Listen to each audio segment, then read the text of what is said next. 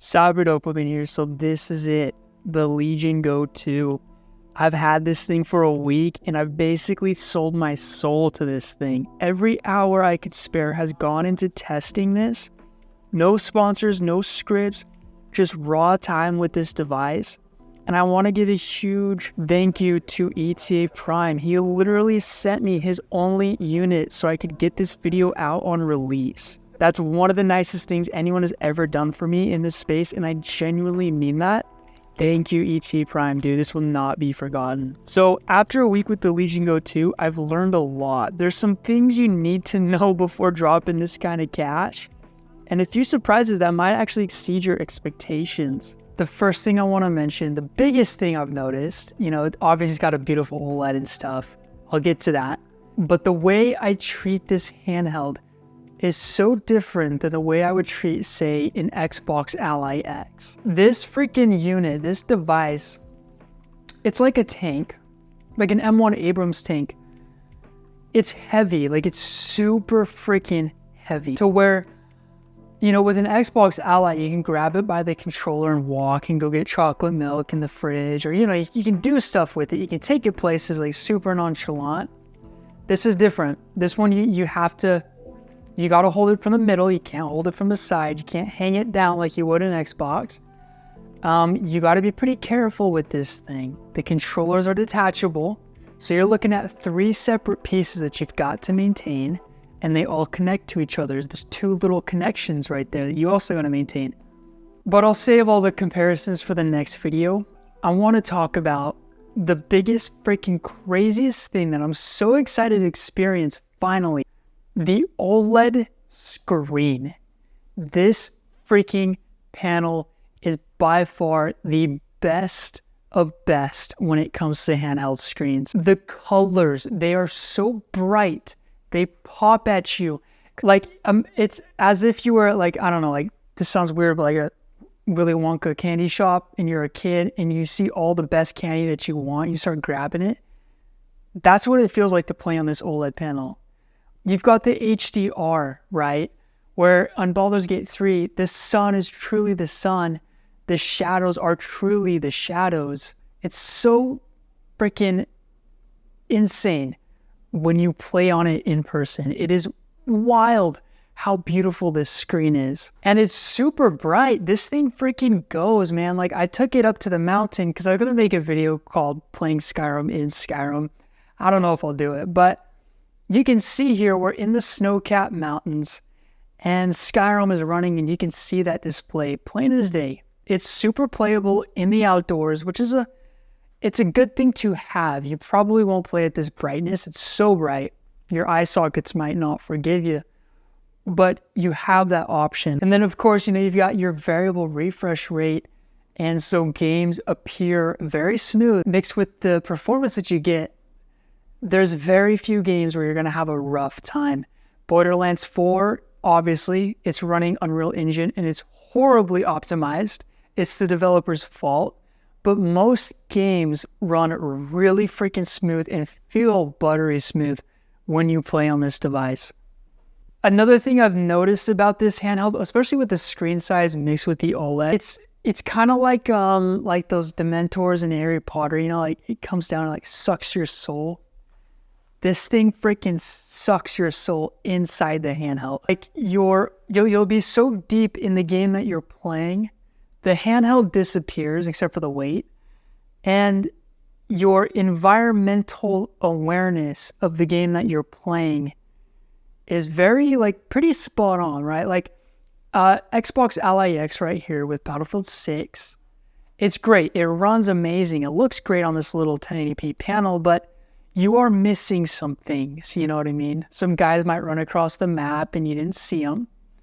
Whereas with this handheld, you're getting almost like a home theater-like experience where you'll spot the subtle little things and you'll know what's going on around you in the game that you're playing, which equals that, all that added up equals immersion, right? When you play a game on this freaking Legion Go, you are immersed in the game. It's the most immersive handheld that we have to date, by far, without a doubt. But here's a game. This is Keeper, and I'm not recording in HDR. I don't even think this game has HDR, but the colors and like the art style of this game mixed with this OLED panel is like, you feel like you're in a Tim Burton world. Okay, so the next thing I want to talk about is the performance with this handheld. So it's got the same chip as the Xbox Ally X, same power, but the difference is that the resolution on this Legion Go is a bit higher. And since it's a bigger screen, if you try to match the same in-game resolution as the Xbox Ally X, it's going to look a little blurry. So you preferably want to play at 1200p, which is the resolution. And I'm playing Baldur's Gate 3 at 1200p at 17 watts, and I'm getting around 30 to 40 frames per second. Whereas like on the Xbox Ally X at 17 watts, I'd be getting around 40 to 45, 48 frames per second. But that's just kind of the price you pay for having a bigger screen like this. But yeah, performance is good. Like most games, you'll play them. You're going to have to mess with the settings. You might have to put everything on low. But again, you'll be able to play the game and have a fun experience. The only game I came across was, Borderlands 4, which is an Unreal Engine issue. That's a development issue. It's not necessarily the hardware, because this could handle it if their freaking devs knew how to optimize their game. A crazy thing I've noticed is with the original Legion Go 1, when you bump that thing up to like 30 watts, the fans get super loud and the device gets super hot, and you feel like you're really pushing the limits of that Legion Go. But with 30 watts on this handheld, you don't feel like that, right? The fans don't spin all the way. And it's very quiet. And the speakers are much better now, so, the sound is still overpowering the fan noise. And it doesn't get hot. I've noticed it really doesn't get that hot. So you can really push it to 30 watts and not feel like you're redlining it, you know what I mean? Also, you guys don't have to sub if you don't want to sub, but if it's your vibe, it's your vibe. I'm almost at 100K. That's the craziest thing. It's so cool. But, okay, so the next thing is the battery. So this is super cool, right? 17 watts, so performance mode, the middle point. Baldur's Gate 3 is about 2 hours and 10 minutes of screen on time, which is really freaking good.